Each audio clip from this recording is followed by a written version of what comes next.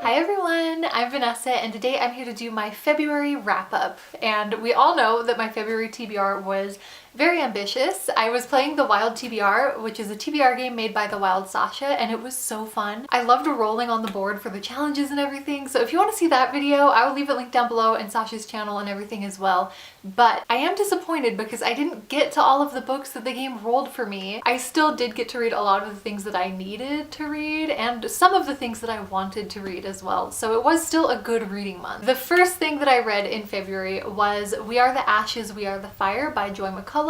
I do have a whole spoiler-free review about this book up on my channel if you're interested in all of my thoughts. But this is an arc that I had from Penguin Teen. It is a young adult and it's told half in prose and half in verse. The prose sections of the story follow a modern-day teenage girl who has to watch the aftermath of her older sister being raped while she's away at college and her rapist not seeing any prison time or consequences for it. So the younger sister is really upset by it and she starts getting really into the story of this 15th century French noblewoman named Marguerite de Bracieux. And the main character is really inspired by her story and she starts writing it, which is the verse sections of the novel. Again, if you want to hear all of my thoughts on it, you can check out my review, but basically I didn't like the focus of the main character. I felt like the main character's rage about what happened to her sister was justified, but it was also very self-absorbed and misguided. And I think that the book was trying to have a conversation about that. All of these really complex things, like what it means to tell someone else's story, what it means to tell the story of a trauma that didn't happen to you, and just the importance of recognizing when you're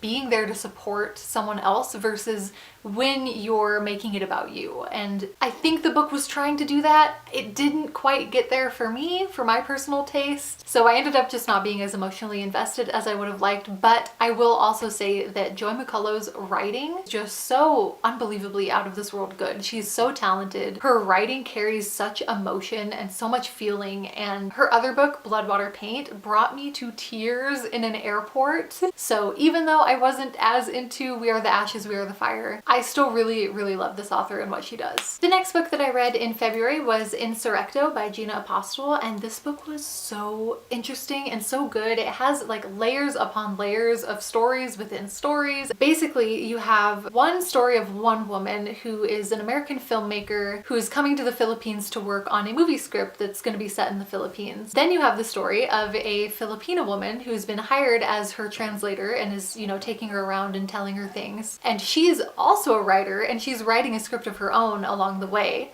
And then you're also following each of those women's scripts. And it's just, it gets really, like I said, very meta and it's very layered. And I loved it so much because it really took that idea of what is a story, who gets to tell a story, and how a story gets fabricated and crafted into the final thing that someone else consumes. And it really relates that concept to something like the Philippine-American War. And I thought that this book was so good and so interesting and I really, really enjoyed it. Another book that I read in February was Citizen by Claudia Rankine. This is a poetry collection which talks about race in America and specifically, I would say, like microaggressions and kind of like the experience of having those things done to you but still living in a society that won't recognize that racism is still a very prevalent problem. And I thought that these poems were a really powerful way of exploring that. The author's writing style is it's like very dry and very matter of fact. Like she never even has to say, I felt like this was racist because this and this and this. She just says what happened and you know, you understand. And I think that's really powerful. It also uses some multimedia. There's like artworks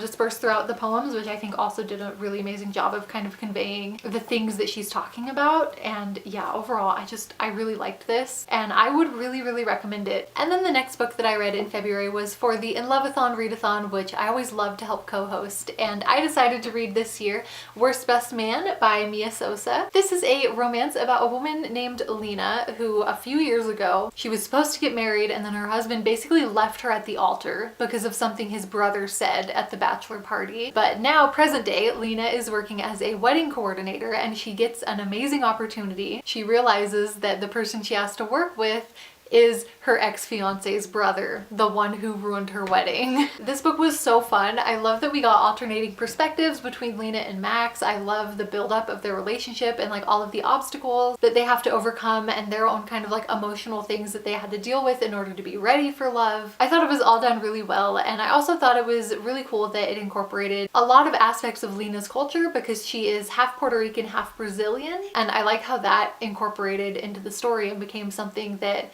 you know, the love interests have to talk about because the love interest is a white man. And I liked everything that this book did. It was fun, but it was also something that felt emotional and I really got invested in it. The other thing that I read for the In Love-a-thon was the graphic novel Bingo Love, and I just loved this. It was so adorable. It follows the story of two girls who met when they were children, and I think they meet at bingo, like with their family or something like that, but they become best friends and they grow up together, and then when they're teenagers, they realize that they like have romantic feelings for each other, but it's like the olden days, it's like the 60s or something. Their families are not cool with it. One of them ends up having to move away way in the future when they're both, you know, kind of cute old ladies.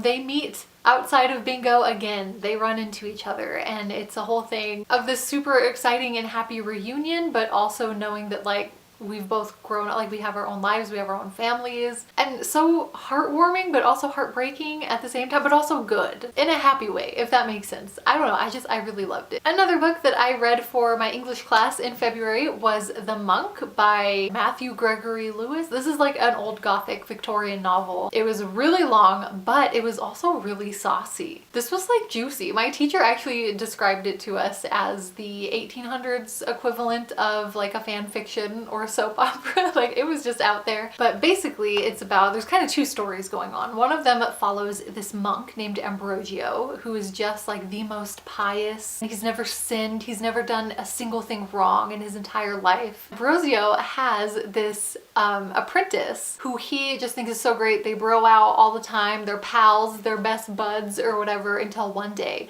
the apprentice takes off his hood and reveals he's actually a woman. All along she's been a woman, and she's there because she has a mad crush on Ambrosio. She's straight up like, I joined the monkhood and pretended to be a boy just so I could come bang you. But then the other story is following this guy is going to some castle somewhere to visit a family friend or whatever. While he's there visiting, he meets the niece of the people who live at the castle.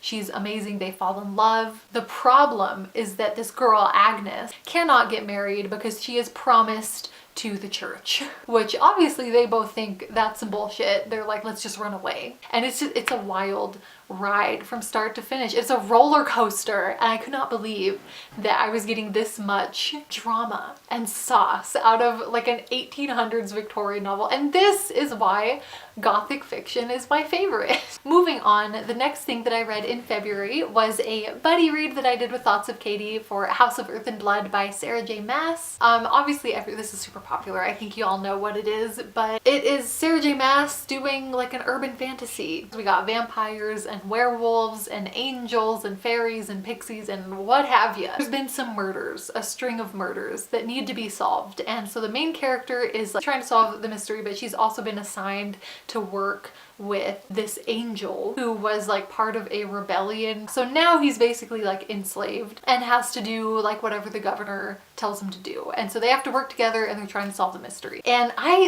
me and Katie both said that we kind of don't know how to rate this book. For me, like, I enjoyed it. It's fine. It's a good time. You know, I always love to hang out with some like fairies and werewolves and stuff, but I also feel like it was just so long. Did it need all that? I don't think it did. So that was like something that I was getting bored a lot. But another thing that I think really kind of bothered me a lot about this book was kind of that concept. Like I said, the angel is basically enslaved now as punishment for like his participation in the rebellion. One of the main character Bryce's co-workers and like her best friend Lehabah is like a sprite or a pixie or something, and she's also enslaved. But also so are other species of like animal species, like a chimera the main character has as a pet. It's like a cat. It's a house pet. And the thing is that the cat and the pixie were both like owned by the main character's boss. The main character bought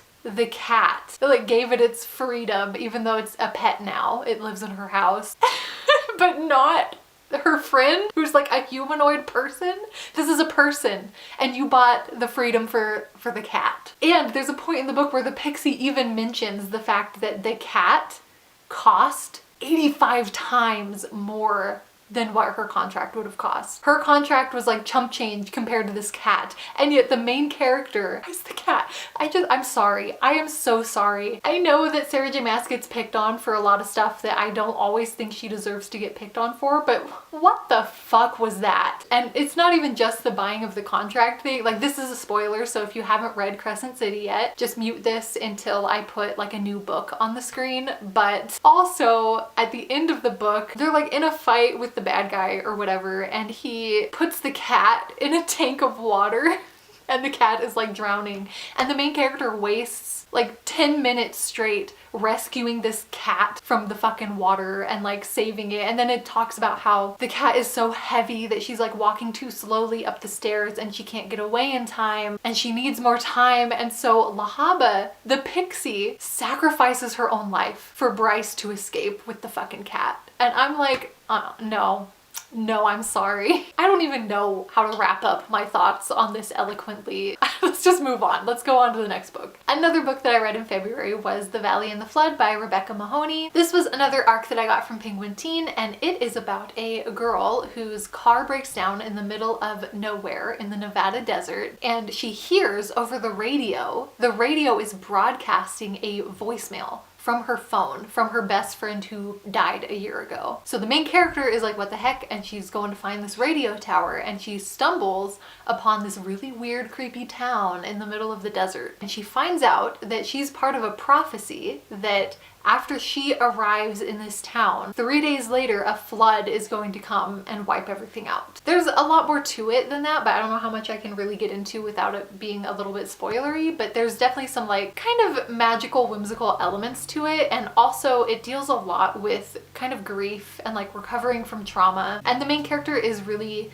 like working through a lot of her own grief and trauma about her best friend's death. And I liked it. I did think that the writing, it was very dreamlike and very vague. My buddy read this with Roya, and she said the same thing. She said this feels like it could be someone's dream. And I don't know, I can't decide if I like that or not. I did enjoy reading it, and I did enjoy the way that it explored all the topics that it explored, but there were also times that it was just really confusing and I felt like I didn't know what was going on. So I don't know, I still really liked it, but it was very vague and confusing at times. And I think that is everything that I read in February. So thank you for watching this video. I would love to talk to you in the comments. Let me know what you read in February or what you thought of any of these books if you've read them. If nothing else, I hope you enjoyed hearing about my 1800s soap opera. Yeah, I think that's pretty much it for this video. Again, thank you so much for watching. I hope you enjoyed it, and I hope I'll get to talk to you soon. Bye!